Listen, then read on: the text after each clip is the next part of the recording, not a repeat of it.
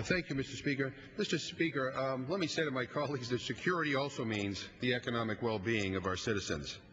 And because of Republican priorities over the last 7 years, record numbers of our citizens are struggling like never before.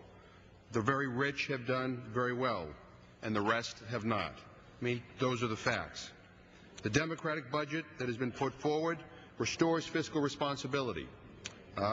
It rejects the President's harmful cuts in programs like Medicare and Medicaid. It rejects the President's proposal to impose new fees for our veterans and our military retirees. It strengthens our economy. It invests more in innovation. It invests more in energy, renewable and clean energy. It invests more in education and in our infrastructure. It also provides tax relief to help struggling families. It accommodates tax relief from the alternative minimum tax for more than 20 million households, as well as middle income tax cuts and other tax relief so long as they comply with the pay-as-you-go rule. It invests more in children's health.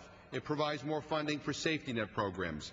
Record numbers of our citizens are literally falling through the cracks in our country. It invests in defense and in veterans and in homeland security.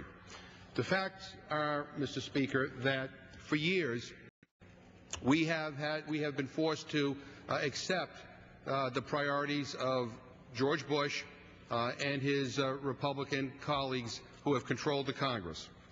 That is now changing. For nearly 7 years, we have watched as they have accumulated huge debt, historical debt. We have watched as they have chipped away at some of the most important programs that help some of the most desperate people in our country. The American people have had enough. That's what the last election was about. They've had their chance. They have shown us their priorities, and the American people have rejected them. It is now time to create a budget that has a conscience, that responds to the needs of the struggling middle class in this country, and the Democratic budget that will be offered today will do that and change the course in this country. With that, Mr. Speaker, I yield back the balance of my time, and I move the previous question.